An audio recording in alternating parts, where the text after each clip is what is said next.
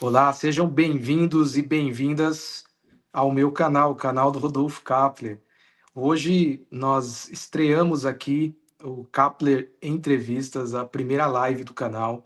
Então nós faremos muitas outras lives conversando com pessoas interessantes que têm algo a dizer, pessoas que participam do debate público no Brasil e até fora do Brasil. Então é uma alegria estrearmos esse quadro, recebendo aqui um querido amigo, o Valdomiro José Silva Filho. Ele é de Camaquã, torcedor do Fluminense, igual o meu pai e os meus irmãos mais velhos. É professor titular de filosofia da Universidade Federal da Bahia, pesquisador do CNPq. Já passou, ele é chique, gente, já passou por Harvard, MIT e Universidade de Colônia, onde ele está agora, inclusive, está na Alemanha. E publica livros que misturam filosofia, literatura e crítica social. Duas Consequências do Ceticismo, que é um livro que ele publicou, interessantíssimo, até o romance Os Dias, que foi finalista do Prêmio São Paulo de Literatura. O Valdô tem aí uma trajetória como filósofo profissional e como alguém que participa do debate público no Brasil. Seja bem-vindo aqui, querido Valdô, é uma alegria recebê-lo. Obrigado, Rodolfo. O seu convite realmente me deixou muito animado e assim, tocado, porque, como eu te dizia antes, o cenário das coisas sempre está tão tenso, as pessoas estão sempre tão tensas, que o melhor remédio que eu encontro para isso é poder encontrar pessoas para conversar sobre os nossos assuntos, nossos problemas, de modo amigável, ainda que a gente não saiba exatamente qual é a melhor versão das coisas, né. Então, muito obrigado pelo convite, espero que nosso bate-papo aqui seja interessante para nós 2 e para quem tiver interesse de assistir. Ô Valdô, na última semana, aqui no Brasil, viralizou um vídeo de um jovem num podcast falando que o caminho assim da alegria, do bem-estar é ser burro. Ele disse isso, o negócio é ser burro, porque pessoas burras prosperam, né? E pessoas inteligentes, pessoas que pensam muito, elas vivem tristes. Então o caminho é ser burro. E viralizou esse vídeo. E nós fazemos parte, de fato, né? A sociedade contemporânea é uma sociedade que celebra a ignorância, né? A ignorância é uma bênção. E aí eu te pergunto, para abrir aqui a nossa conversa, por que ainda faz sentido pensar de verdade num mundo que gosta de coisas instantâneas, superficiais? Eu parabenizo esse jovem aí por ter encontrado a fórmula da felicidade, né. Eu acho incrível, né, porque nós temos tantos desafios, tantos problemas, tantas questões que são extremamente difíceis, extremamente complexas, e a pessoa conseguir assim no estalo de Deus encontrar a fórmula para a felicidade, né, que é a ignorância, a burrice, eu acho fascinante. Veja, eu não sou desses que, se ilude com a ideia de que a filosofia, as ciências sociais, a literatura ou outra fonte, assim, de informação mais sofisticada, nos permite ter mais lucidez sobre o mundo. Eu acho que não, né. Eu acho que o que nos permite ter mais lucidez é exatamente compreender que as posições que nós assumimos, especialmente quando são questões que envolvem aspectos muito, eh, importantes para nós e para os outros, sempre são muito precárias, né. E que, ainda que nós tenhamos boas razões para ter as posições que nós temos, outras pessoas têm boas razões para pensar o contrário, né. E eu acho que essa que é a lição que eu aprendi da toda a minha trajetória como estudante, professor de filosofia e de pessoa interessada em ciências sociais e políticas e literatura, né, que é essa fragilidade do ponto de vista, né. Então, eu acho que, mais importante do que ter grande cultura intelectual de ter imensas referências intelectuais, eu acho que é importante a gente ter algum tipo de cultivo da atitude de tolerância em relação a posições diversas, né. E isso não é uma coisa simples e fácil, né, a gente não conquista isso, assim, de um dia para a noite, né. Isso é uma coisa difícil de conquistar, né, e que provavelmente, o estudo da literatura, da filosofia, das ciências sociais, de antropologia, pode nos ajudar a fazer isso, né, porque veja só no meu caso, que é o caso da estudo da filosofia, né, são milhares de anos de produção de ideias, né, e nenhum consenso os filósofos chegam sobre coisa alguma, mas permanece o trabalho de filosofia, porque me parece que há uma atitude intelectual que se preserva, né, que é essa ideia de que os temas devem ser vistos com muito cuidado, por um, por 2, por 3 lados, para que a gente possa ter um mínimo de lucidez para tomar as nossas próprias decisões.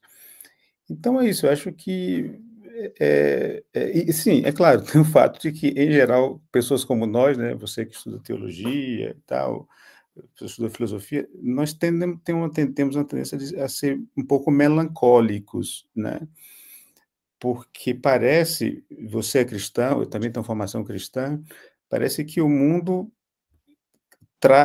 sabe, crava as garras sobre os nossos ombros, né, a coisa fica pesada, porque a gente precisa pensar no bem humano, no que é mais importante para a humanidade, no que é o certo, tal. Isso é um encargo muito elevado, né.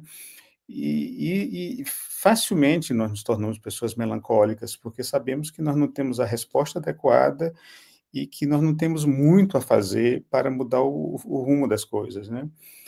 Mas, mesmo assim, eu acho que tem um valor, né, que é o valor de aprendermos a ser menos, confiantes nas nossas próprias posições. Eu acho que isso é uma coisa importante para quem pensa, para quem estuda, para quem lê. A tendência, pelo menos para mim, quer dizer, não sei se para os outros, mas para mim, é perda de confiança nas próprias convicções, né.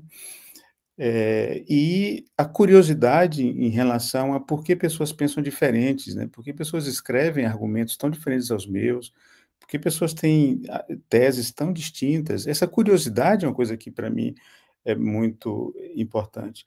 Mas isso é uma forma de formação, né, é uma forma de formação humana, né.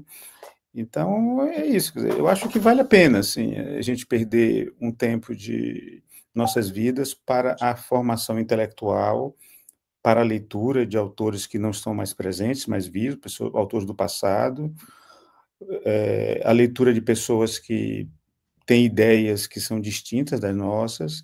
Acho que vale a pena, eu acho que a gente cria sabe, essa inclinação. Não sei se funciona sempre, mas essa inclinação a ser mais tolerante e mais aberto a conversar com outras pessoas, né. Você fez menção aí à fé cristã, né, que no caso eu professo, e eu aproveito aqui para evocar a figura de Salomão, né, no Correlê, o Eclesiastes, ele afirma que quanto mais conhecimento, mais angústia. Você concorda com essa máxima de Salomão? Veja, eu não sei se é assim como uma equação, né, mas eu tenho essa tendência a imaginar que, cada vez mais a gente se aproxima, de alguns temas, de alguns problemas, e temos a coragem de, tentar entender quais são as opiniões, as ideias, os argumentos que estão em jogo, mais difícil fica tomar uma posição clara e nítida sobre tudo, né. E você vê esse rapaz que diz que: "Ah, a felicidade é ser burro", tal, perfeito, a pessoa tem ali é muito simples, muito rápido, tá, né. A pessoa está com uma convicção, né, muito forte, né. A nossa tendência em geral é ter posições dogmáticas, né. Nós temos um nosso grupo, aqueles caixas de eco, né, que a gente fala e ouve o que gostamos e tal. Mas quando a gente tem essa oportunidade ou esse interesse de entender melhor diversas opiniões, outras culturas, outras épocas, eu acho que a tendência é, de alguma maneira, a gente ter um certo grau de melancolia, né? Sobretudo pelo fato, especialmente em questões morais, de que não há nenhuma posição segura, entendeu? Alguns filósofos que eu gosto muito, né, do passado, como Michel de Montaigne, David Hume, são autores que têm esse depoimento nas suas obras, né? Você se aproxima de questões morais e, ao se aproximar, você percebe uma infinidade de desacordos humanos. O que é bom para um não é bom para o outro, o que é justo para um não é justo para outro.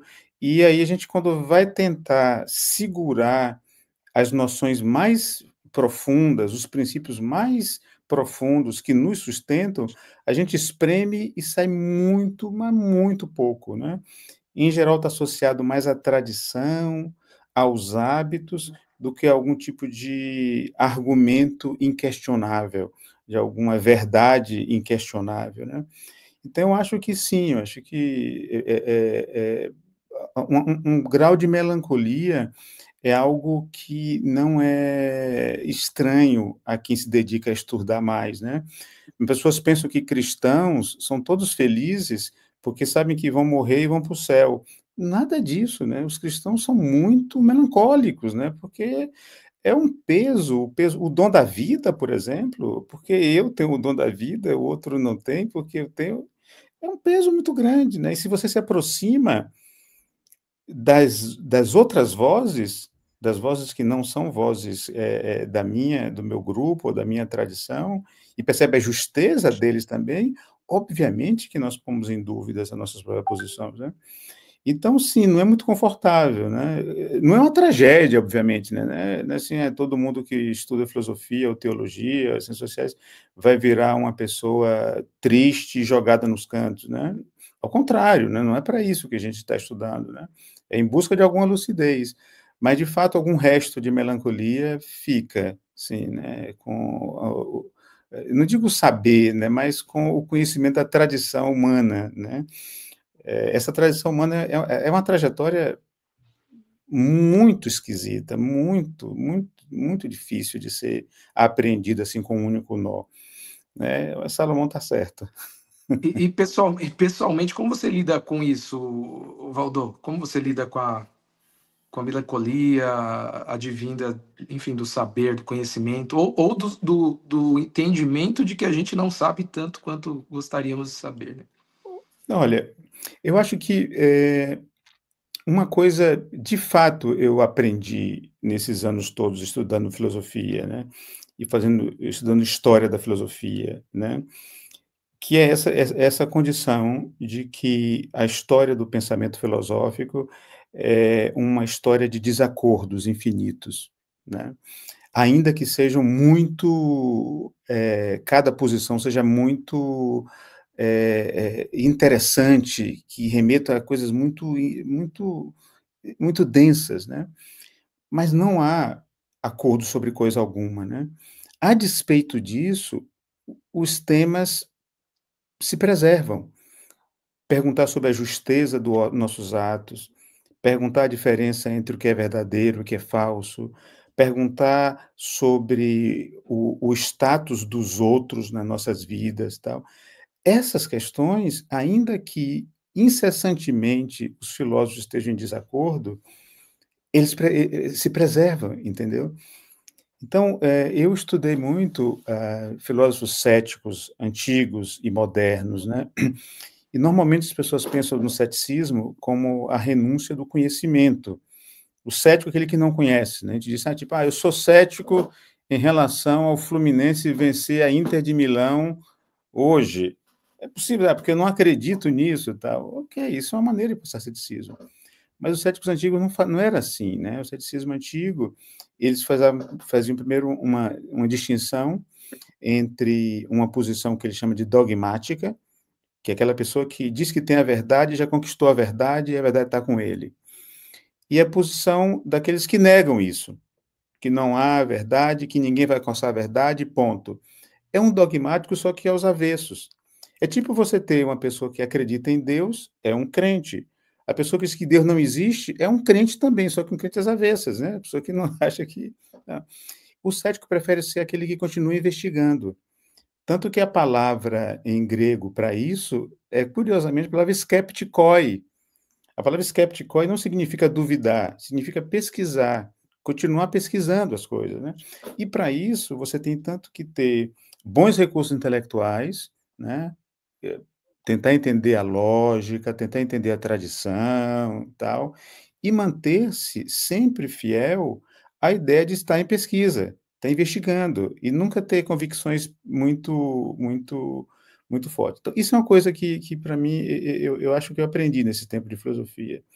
Outra coisa que eu aprendi é o fato de que eu mesmo, falando eu, Valdomiro mesmo, né, eu tenho limitações cognitivas são muito escandalosas, né, e sempre que eu encontro com pessoas que têm algum conhecimento, tipo, encontrar com Samuel Pessoa, por exemplo, né, um economista, assim, dos mais brilhantes que existe no Brasil hoje, né, e aí eu paro e tento ouvir o que ele fala sobre juros.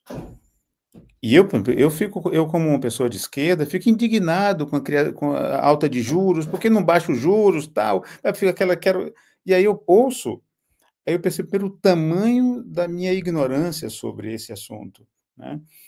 E isso para mim acontece nesse tema, né, em economia, mas em todos os outros também. Então, esse reconhecimento da fragilidade da minha posição cognitiva é algo para mim que eu não tenho como renunciar mais. E a outra terceira coisa que eu isso aprendi, isso é da minha formação cristã mesmo, né, que é não aceitar a crueldade. A crueldade é inaceitável. Em nenhum caso a crueldade é aceitável, né. A morte é inevitável. Conflitos e guerras provavelmente são inevitáveis mesmo, né, mas a crueldade parece que não. Certo? Então, o que eu lido da seguinte maneira, quer dizer, eu sei da minha absoluta, fragilidade cognitiva, limitações cognitivas, por isso continuo lendo coisas que me aparecem na mão, né, novos autores, novos livros, sempre estou querendo ver coisas novas. Eu sei que os debates jamais vão chegar a uma posição, pelo menos até agora, que resolva os problemas, mas os assuntos são relevantes, nós não podemos renunciar, nós não podemos deixar de conversar sobre o que é justiça, por exemplo. Não podemos parar de conversar sobre isso. A gente não pode parar de falar sobre o que é o bem, por exemplo, né? O que é o conhecimento. Não podemos parar de falar sobre isso, né? E o fato de que nada que nós façamos pode justificar a crueldade. Então, eu tento andar com essas inclinações que eu tenho e manter um certo grau de paciência com, com essa fragilidade, né? É o que eu disponho na minha existência, né? Eu não consigo imaginar coisas que sejam assim, que sirvam para todo mundo, né? Eu não tenho nenhuma fórmula para ensinar para outras pessoas. Eu consigo, no máximo, compreender minha própria experiência, né, tudo isso, e tento ser generoso com isso, né? Um amigo meu chamado Marcelo Veras, que é um psicanalista, fala muito de criar gambiarras, né? Amarrando gambiarras, porque a despeito de todas essas coisas, a despeito de tudo, né? A despeito de toda a confusão, as angústias, as aflições, os medos, eu estou vivo, entendeu? E eu permaneço vivo, entendeu? E isso é um dom que eu não posso renunciar de modo algum, eu não posso não me ficar fascinado com esse dom de estar vivo. Então, eu vou montando gambiarras, né, tentando montar relações com bons amigos, procurar livros que sejam inspiradores, sempre que tiver alguma coisa, comunicar para alguém, falar para alguém as coisas, ter contatos com pessoas, né. Eu tenho uma esposa maravilhosa, tenho um filho incrível, tenho amigos que realmente são preciosíssimos, tal. Então, vai armando, entendeu? Então, a cada dose de melancolia, um encontro com amigos para conversar sobre a vida, né? Cada momento de tristeza, um romance novo lá para ler, uma poesia para folhear, tal. A cada baque do mundo, um papo, uma saída de mãos dadas com minha esposa, tal, vai dando para segurar, entendeu? Interessante. Vamos falar um pouquinho sobre Brasil, Valdo. Eu sei que você é apaixonado pelo nosso país, valoriza muito a nossa cultura. E nas conversas, né, nos bate-papos sobre o Brasil, sobre o futuro do país, é lugar comum as pessoas dizerem, afirmarem que o Brasil é um país sem projeto. Você acredita mesmo que o Brasil é um país sem projeto ou isso é um papo repetido? Cara, é, eu estava exatamente ontem preparando a minha aula de amanhã aqui, né? E eu vou falar sobre um texto de Michel de Montaigne chamado Da Arte da Conversação, né? E lendo um texto de um colega chamado Luiz Eva, ele fala na professora, olha, o mundo anda sem a gente, entendeu? E eu não sei se o mundo anda guiado por alguma coisa, né?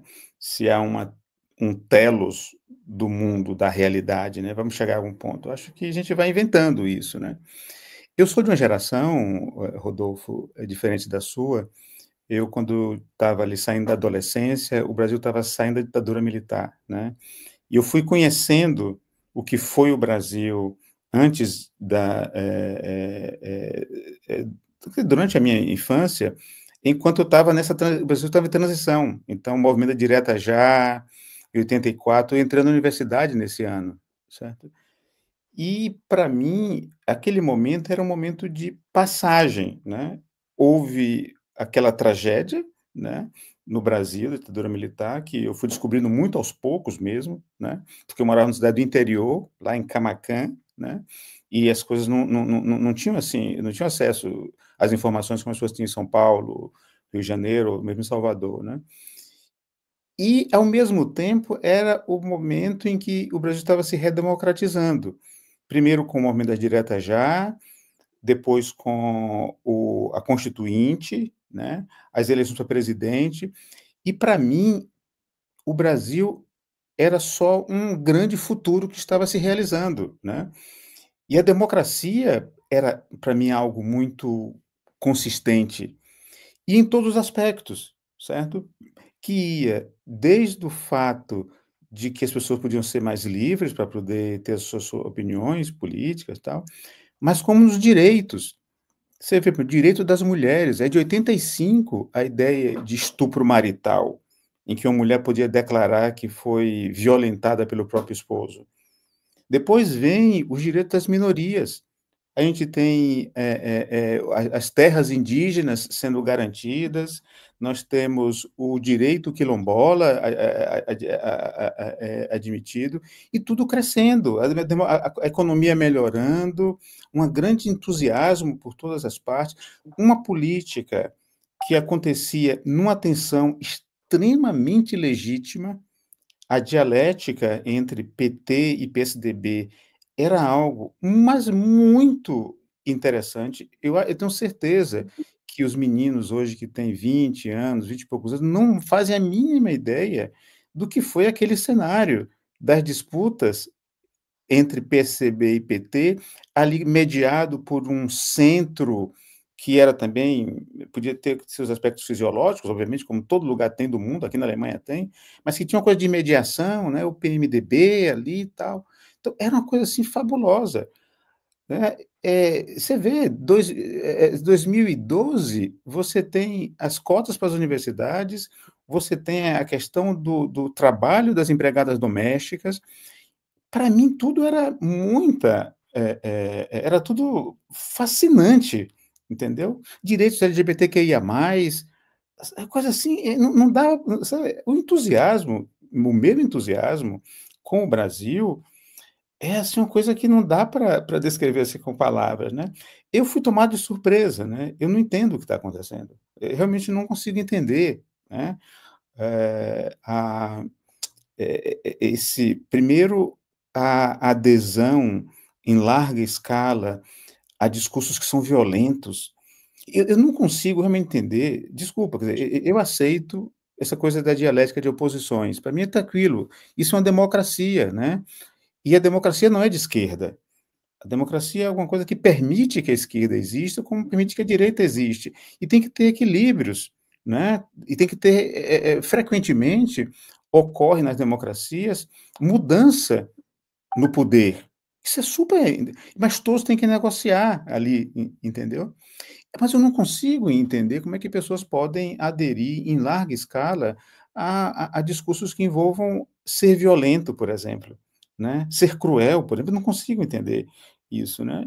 Eu estou entre esses que está mais apavorado, mais assustado do que, com uma posição clara, né. Eu sou uma pessoa de esquerda, né, obviamente, acho que alguns elementos são inegociáveis, como direitos sociais, direitos civis são inegociáveis, mas me parece que isso é uma agenda que pessoas da direita também preservam, entendeu. Acho que uma pessoa de direita que seja, lúcida, democrática, tal, não vai ser contrário à ideia de direitos civis, né, muito pelo contrário, né, os liberais estão baseados nisso, né. Mas também eu sou favorável à justiça econômica e social, né, ou seja, que o Estado, de alguma maneira, possa inspirar ações que criem distribuição de renda, certo? Então, mas isso é pouco, é somente isso que eu acredito. Mas Eu sou aberto a conversar sobre outras possibilidades, né. Mas você acredita que falta um projeto, assim, para o nosso país? Sei lá, a gente olha para os anos 30 no Brasil, Ah, né? sim, Tanta coisa bonita, tanta coisa instigante foi produzida, né? Os grandes clássicos. sim.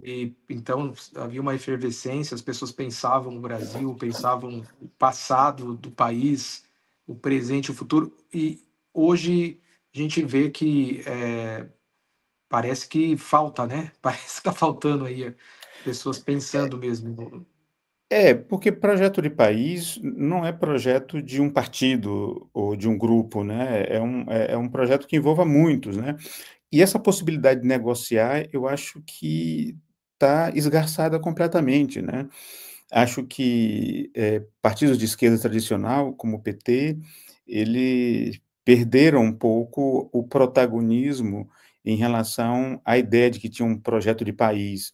Não porque eu acho que ele não tem mais um projeto de país, mas é que ele não tem mais com quem negociar esse projeto de país, né, não tem como negociar e conversar com outros espectros políticos, né. Essa coisa de a gente sempre fala muito sobre isso, né, sobre câmaras de eco, sobre polarização, sobre calcificação de ideias, tal. E nesse elemento tem um termo que quase sempre não é muito bem interpretado, que é essa ideia de tribalismos, né, que é a ideia de que as pessoas têm projetos para grupos, né, para parcelas da sociedade. Projetos, inclusive, muito audaciosos, né, tem para parcelas, né, mas não para o país, né, assim, em sentido de que envolva todos, né. Eu tenho sofrido muitas críticas na minha universidade, em outros lugares, porque frequentemente eu digo que é importante que nós tenhamos pluralismo dentro da universidade, né, e que ideias que sejam, conservadoras também sejam objeto de estudo, de discussão, de debate livre, né. Por exemplo, em muitas parcelas da universidade, especialmente em algumas áreas das humanidades, se demoniza evangélicos ou cristãos em geral, né, impedindo que essas pessoas tenham uma voz legítima a dizer. Então, é impossível ter um projeto de país em que você não consiga incluir as diferentes colorações de país, né. Nós somos um país muito diverso, né. Temos, não sei se no último censo, acho que são 26 ou 27% de evangélicos. 26,9%. 27%, isso é um grupo gigantesco, né, que tem que ter direito à voz e que tem que estar incluído nesse projeto. Então, se você tem um projeto, se você tem uma ideia, ou para a segurança pública, ou para a educação, ou para a saúde, que não inclua essas pessoas, eu acho que não tem como repercutir, certo? Então, eu acho que você tem razão, acho que talvez nos falte projeto, mas eu acho que mais do que faltar projeto, eu acho que falta o ambiente em que as pessoas possam, o ambiente público, em que as pessoas possam legitimamente disputar opiniões, né? E aí falávamos aqui em off, né, antes de começar aqui a gravação, que aí o meu elogio aqui à sua iniciativa, né, em que você me dizia que vai convidar para esse espaço aqui diversas pessoas, pessoas que são de posições muito diferentes, politicamente, ideologicamente, religiosamente e tal, e eu te dizia assim, Rodolfo, é isso exatamente o que nós precisamos. Eu acho que as pessoas têm as suas opiniões, mas falta espaços abertos em que a expressão dessas opiniões não sejam carregadas pelo ódio, pelo rancor, pelo ressentimento, pela confrontação e pela possibilidade de cancelamento. Então, acho que falta um pouco isso, né? Eu teria todo o prazer em ouvir, assim, de modo muito tranquilo, o que pensa Malafaia sobre segurança pública ou sobre saúde pública. Eu gostaria muito de ouvir, porque ao lado dele são milhares, são milhões de pessoas ligadas à igreja que ele lidera, que precisam de segurança pública e de saúde. Eu queria muito ouvir. Agora, sem atenção, sem a voz elevada, sem sabe, o confronto direto, sabe? Ouvir tranquilamente, né? Acho que falta mais a gente conseguir construir espaços como esse que você está construindo, né? E o fato de que temos esse dispositivo que são meios digitais, meios digitais para poder fazer novo espaço público, falta mais isso, entendeu? É mais fácil invadir o espaço público com os discursos de rancor, de ódio, de palavras assim já de frases feitas, tal, do que colonizá-lo com esse tipo de possibilidade, né? Então eu moderaria a sua posição e diria assim que menos do que projeto de país, nós temos a falta de um espaço público em que algum projeto possa ser discutido, porque projeto de país não é projeto de um partido, né? É uma confluência de expectativas e de forças políticas que possam, de alguma maneira, chegar em acordo, né? Em algum tipo de acordo. Faz muito sentido a sua, enfim, a sua fala, né, de que nós vemos poucos espaços, né, sendo abertos para a discussão, né, do que o Brasil pode se tornar, do que o Brasil pode vir a ser. Valdo, como você analisa a questão das redes sociais? Você acha que as redes sociais estão tornando as pessoas mais burras, cínicas e anestesiadas, ou não? Cara, eu sou um homem velho, certo? Eu não tenho redes sociais, né? Nenhuma delas, né? Nem Instagram, nem Twitter, nem TikTok, nenhuma delas, né? Estou pensando em talvez fazer um Orkut para mim no próximo ano, mas eu não tenho redes sociais, né? E eu não gosto da dinâmica e da lógica das redes sociais, né? Que está muito mais envolvido com engajamentos, likes, admiração, seguidores, tal. Eu realmente não tenho nenhuma fascinação por isso, né? E por isso eu não gosto de participar, né? Mas faz parte do mundo real hoje, né? E esse mundo em que provavelmente as pessoas estejam um tempo assim muito, mas muito grande das suas vidas em redes sociais o tempo todo e provavelmente questões ligadas ao consumo, eleições, escolhas morais, tal, passem por esse espaço, por esse ambiente, né? Há alguns dias, o nosso amigo Alexandre Schneider, né, me mandou um texto sobre a ideia da dívida cognitiva, né, que tem a ver com algumas pesquisas que estão sendo feitas com jovens que usam redes sociais e inteligência artificial para poder, enfim, fazer as suas atividades cotidianas, né? E que há uma, segundo algumas pesquisas, não conheço nada disso, quer dizer, eu sou consumidor de segunda mão, né? conheço apenas esse livro aí do Jonathan Haidt, que é A Geração Ansiosa, né? Que é um livro espetacular, tanto nas ideias que ele apresenta, como a pesquisa empírica que ele tem acesso, né? De que, de fato, há problemas na forma da cognição das pessoas que estão expostas a esse tipo de recursos novos, né? Eu não sei se isso é bom ou ruim, se melhora, se piora, porque realmente, né, eu tenho a tendência de que afeta profundamente tudo. É outro tipo de mundo que nós estamos vivendo, né? E aquelas pessoas que de alguma maneira poderiam tá pensando isso e tentando confrontar isso, se recusam a fazer isso, por exemplo, como eu, né? Tá? Eu tenho insistido muito na minha universidade, já falei com várias pessoas, mas eu me sinto um pouco como Cassandra, né? Falo da tragédia, mas ninguém me ouve porque acha que é uma bobagem, né?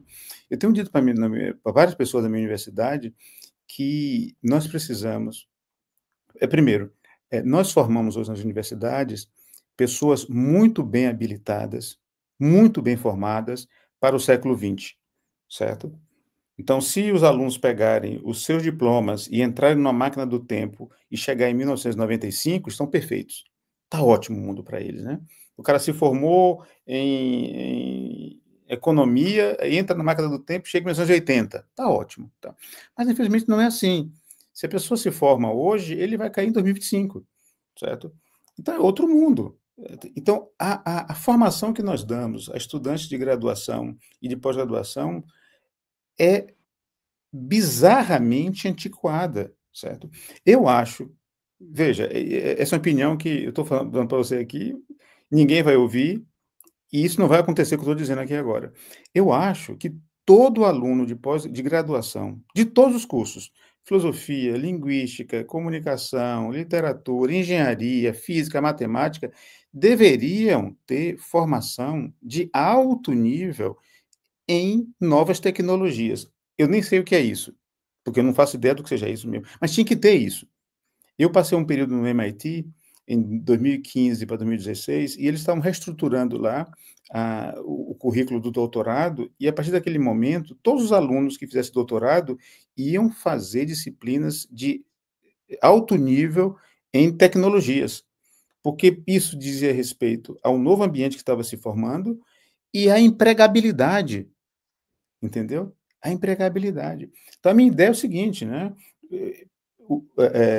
O governo deveria oferecer linhas de financiamento bem pesadas para que cada universidade pública pudesse ter um centro de tecnologias e pudesse formar pessoas que pudessem dar ali, na graduação, primeiro semestre de filosofia, introdução à filosofia, ética, papapá, nova tecnologia um. Seja lá o que seja Inteligência, isso, entendeu? inteligência artificial, O biologia que for, sintética, essas exatamente. coisas todas, né? E quando terminasse o curso, fez os 4 anos do curso de graduação, eles domina, mas não estou falando essa coisa de letramento digital, que eu acho uma bobagem, porque todos esses meninos com 12, 13 anos de idade sabem tudo. Não Sabe precisa tudo. letrar mais nada, certo? Não precisa aprender a usar o celular, não. Saberia tecnologias de grande impacto. Isso teria um impacto fabuloso. Ninguém vai me ouvir, isso não vai acontecer. Se fizermos isso hoje, imagina se eu falei aqui para você agora e iluminou a mente de todos os reitores, do ministro da Educação, tudo, pá, e amanhã vai começar isso, já vai ser tarde, completamente tarde, entendeu? Então, o mundo está andando numa velocidade e nós estamos admirando ele, vendo e sendo devorados por ele, né? Agora tem essa coisa de vídeos de inteligência artificial. As pessoas ficamos só admirados com isso. Só E de que, admirados. ô, E Valdor, de que maneira a gente está falando de novas tecnologias, né? A gente pensa que podemos pensar assim, o mundo hoje, de certa maneira, é dominado pela inteligência artificial, a biologia sintética, esses são os temas, né, do momento. De que maneira esses novos conhecimentos tecnológicos afetam o estudo da filosofia, a prática do pensar? Aí eu tomo a liberdade de perguntar para você que é um filósofo ah, profissional. veja, eu vou falar uma coisa muito conservadora agora, mil desculpas por ser conservador nesse momento, mas eu sou, né, eu sou um homem velho, né? As pessoas ficam mais preguiçosas, entendeu? Intelectualmente preguiçosa. Existem, eu sempre falo para meus alunos isso, né? Existem alguns dispositivos, certo? Que você pega, sobe um livro e pede para ele ler para você. Ó, lê para mim aqui da Razão Pura, tá, tal. Ele lê para você. Inclusive, ele gera uns gráficos, tal. Tem um, que eu esqueci o nome aqui agora, né? Eu vou lembrar, que ele, inclusive, gera áudio. Você, ó, leia para mim aí e me explique a Aurora de Nietzsche. Ele lê para você e explica, tá? Ele escreve em texto para você. Eu até falei, um tempo atrás, escrevi um pequeno contozinho, assim, o problema é aprender. Esses programas todos erram feio às vezes.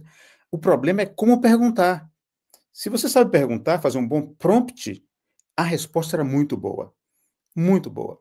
Eu fiz um teste com um texto que eu escrevi há algum tempo atrás, né? Eu escrevi um texto sobre um autor chamado Donald Davidson, e eu escrevi um tempo, e depois eu publiquei esse texto numa revista, uma perspectiva filosófica.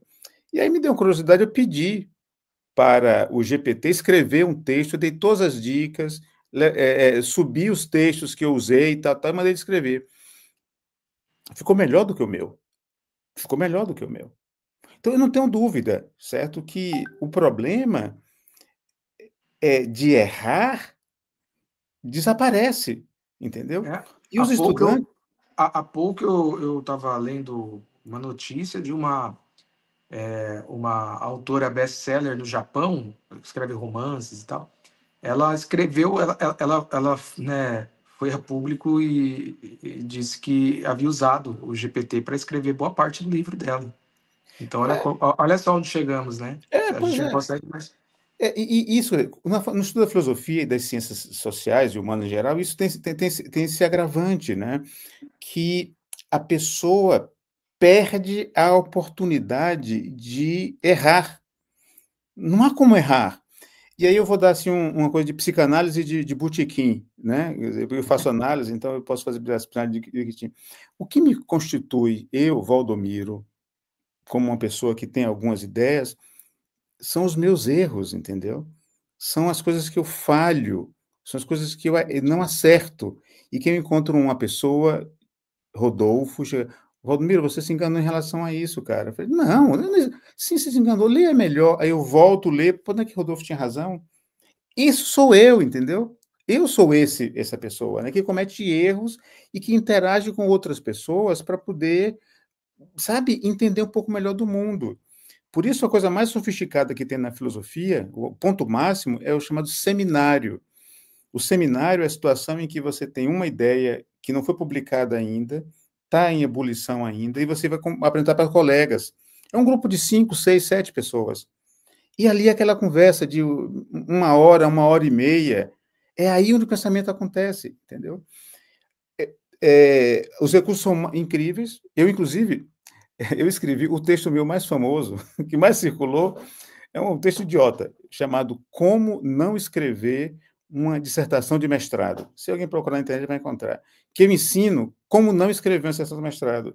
Que você entra nesses. Isso é na inteligência artificial, né? Você entra e vai acumulando textos.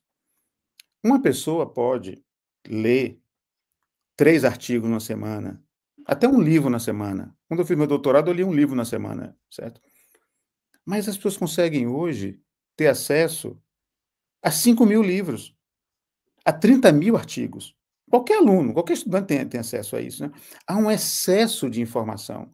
E com esse excesso de informação, as pessoas fazem o quê com isso? Obviamente, ninguém vai ler 438 artigos em uma semana. Ninguém vai ler 27 livros numa semana. Mas está ali aquela ansiedade para fazer. Então, o que as pessoas fazem? Vão e pedem para que esses dispositivos leiam para eles a informação. Ok, tudo bem. Eu acho que essa experiência que eu preservo, que é a experiência da lentidão, do erro, para mim é valiosa. Para mim.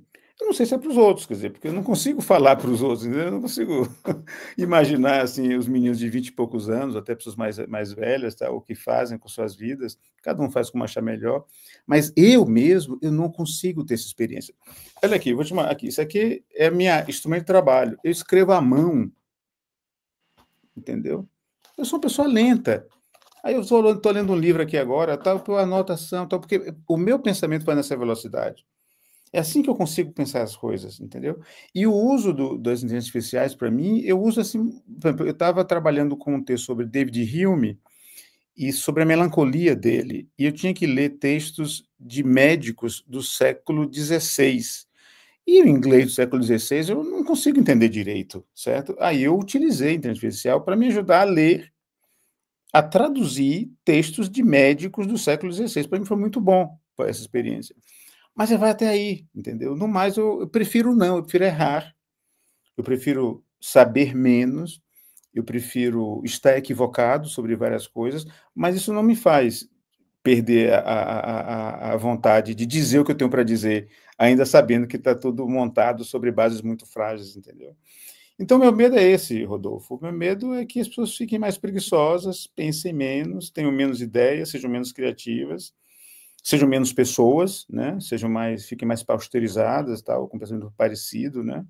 Esse é o meu receio, né? Mas é isso. O mundo vai andar, mesmo que eu pense o contrário, né? Vai andar de um jeito que eu não tenho nenhum domínio, né? Eu prefiro ser um homem lento, né? Valdor, reta final aqui do nosso bate-papo, quais são suas principais referências intelectuais? Aquelas pessoas que você admira, enfim, que te provocam sempre quando você as lê. Ah, ok. E se você puder, né, eu sei que é difícil esse exercício que eu vou pedir para você, mas quais seriam, assim, os livros da sua vida, os livros Opa, que te é, marcam? cara, isso É difícil, mas né, é se difícil, você, assim. se você Vou alguns conseguir que ir são citando aí, alguns incontornáveis mesmo. sim. Por exemplo, dos filósofos, os filósofos que eu leio com mais frequência, que eu vou sempre para eles, são Sexto Empírico, né, que é um filósofo do século II da era cristã, né? É, o Michel de Montaigne, que é um filósofo francês, né, que escreveu uma obra fabulosa, inclusive ele tem tem uns capítulos dele chamado Dos Canibais, que é sobre o Brasil, sobre os tupinambás brasileiros, né, que todo mundo pensa que, ai, coisa horrorosa, falando de canibais e tal, mas ele está falando, ele está comparando o que ele conheceu dos tupinambás, que ele conheceu tupinambás pessoalmente, com as práticas de violência na Europa daquela época, né? E ele vai dizer que quem é cruel, quem é selvagem são os europeus. É um trabalho de antropologia filosófica fabulosa, fabulosa. E tem esse texto, A Arte da Conversação, que é o texto que eu realmente mais leio, mais vou e mais volto, e tal, né? Michel de Montaigne. Nós temos a felicidade de ter toda a obra dele praticamente publicada no Brasil, né? Em mais de uma edição, né? David Hume é outro autor que eu realmente gosto muito, vou sempre a ele, volto sempre a ele, né? Também é um autor muito acessível no Brasil, né?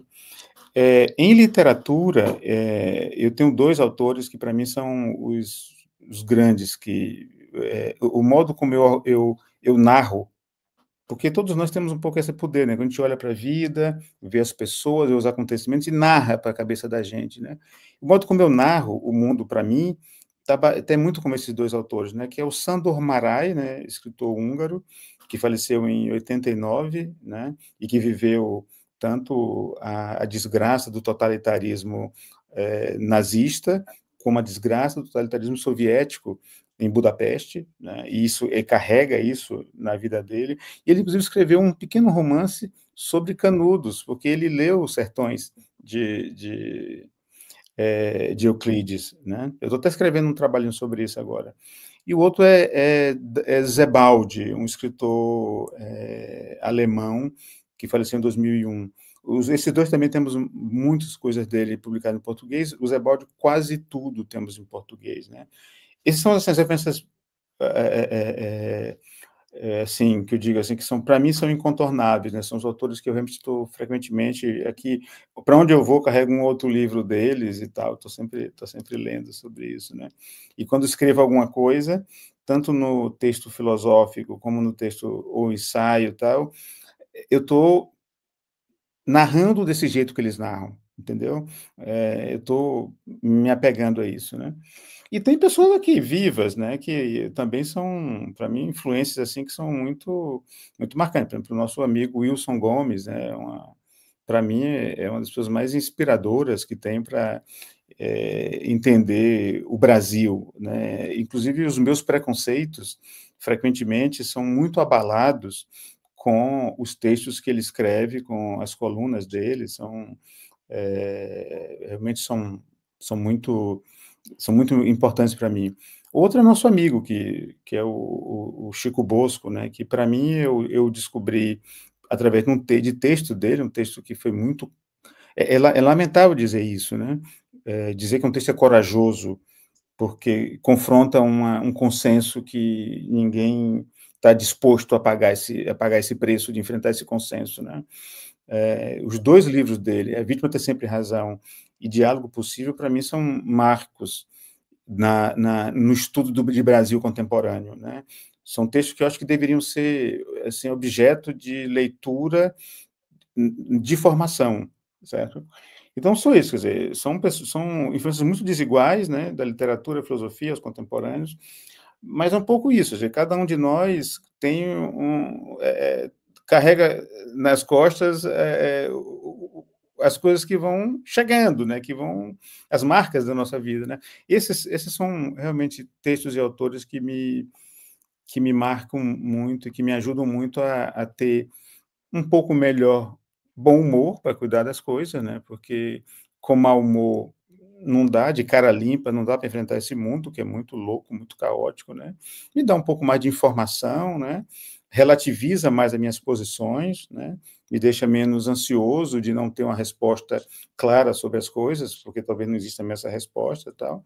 Ficar esperançoso de que algumas coisas são possíveis, por exemplo, Montaigne, Hume, Wilson, Chico, tal, texto empírico, todos acreditam na conversa, na possibilidade de conversar, entendeu?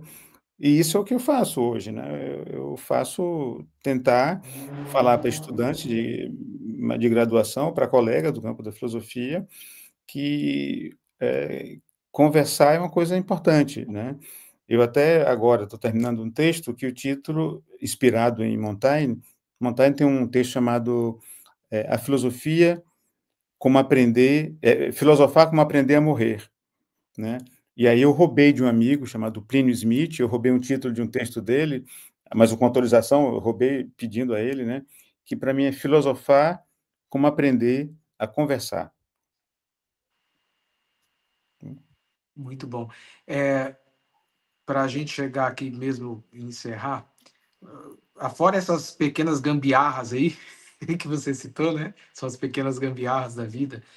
Tem alguma ideia filosófica ou algum princípio filosófico que te ajuda pessoalmente a não sair do eixo, a não pirar o cabeção?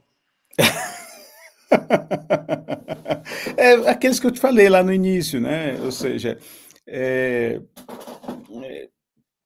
eu sei que eu sou intelectualmente limitado, né? Eu sei disso, né? Aqui, eu estou aqui na casa de amiga, né, da Bárbara. Olha esses livros aqui todos, cara. Eu sei que eu não leio, não posso compreender esses livros todos. Eu estou sabendo disso. Eu sempre sei muito pouco sobre coisas que são muito importantes para mim. E eu vou me desesperar com isso? Não, eu vou ficar com o que eu tenho, né? Com o que eu tenho e tentar encontrar pessoas generosas como você que queiram conversar comigo. Porque tem pessoas que não querem conversar comigo, né? Que não querem dar ouvido, que não quer fazer nada com isso, né? Mas encontra pessoas assim como você, né? Então, eu sei que isso é limitado o que eu tenho. Muito pouco, é um pouquinho só, certo? A outra coisa é que são inesgotáveis os assuntos, né? Os assuntos não podem ser esgotados mesmo, né? Exatamente porque acerca de tudo as pessoas têm direito de se pronunciar acerca do que é o bem, acerca do que é a justiça, As pessoas têm direito de se pronunciar na diversidade. E eu tenho que ter a capacidade de poder ouvir as pessoas que pensam diferente de mim. E o terceiro ponto é não aceitar a crueldade, certo? Sob hipótese alguma, né? Eu jamais vou conseguir estar perto de alguma pessoa que aceite, seja omissa ou defenda a crueldade, certo? Então, essas três coisinhas não são exatamente princípios, né? São inclinações. Eu acho que, para mim, me ajudam a armar a minha gambiarra cotidiana, né? E, além de tudo, e não além, mas principalmente, o amor e a amizade, né? São as outras duas as coisas que, né? Eu sou uma pessoa que sou capaz de amar, né? Sou capaz de amar pessoas assim com intensidade, né? A minha esposa, meu filho, meu pai, meus amigos, tá, né? E sou capaz de ser amigo, inclusive de pessoas distintas, né? Tem pessoas que são muito diferentes de mim, que eu sou muito amigo, né? Pessoas que pensam o contrário de mim, que eu sou muito amigo, e que eu sou capaz de fazer qualquer coisa para não renunciar a isso. Eu tenho um primo, né, chamado Zé Armando, que eu amo demais ele, e que ele pensa de política ao contrário de mim, totalmente ao contrário de mim. Eu faço qualquer coisa para não confrontar com ele, qualquer coisa. Só dou um dedo, porque o meu amor por ele é muito superior a qualquer opinião, qualquer partido, qualquer opinião política, né? Então, poder amar, certo? Ter essa coisa de que é precário, vamos ver o que a gente resolve, tá? Essas coisas ajudam a fazer uma gambiarrazinha boa e a vida não ser tão obscura como muitas vezes parece ser, né? Muito bom. Suas últimas palavras aqui, meu querido Valdor. Olha, o mais importante é que o Fluminense seja campeão brasileiro esse ano, acho que isso vai ser importante. Não, veja só, para você, Rodolfo, primeiro, cara, parabenizar você por esse projeto seu, eu acho que eu vou estar atento a ele, né? Espero que você consiga atrair pessoas assim desse grande naipe de opiniões que o Brasil tem hoje, né? E que se você puder ser generoso com eles, como tem sido comigo até aqui esse momento, eu tenho certeza que vão ser conversas muito interessantes e que as pessoas que assistem o seu canal vão se beneficiar profundamente, né? Vai ser muito bom mesmo, para, sabe, rasgar um pouquinho esse tecido muito duro em que se transformou a nossa vida pública, se rasgar um pouquinho e deixar que as coisas fluíssem um pouco mais, né?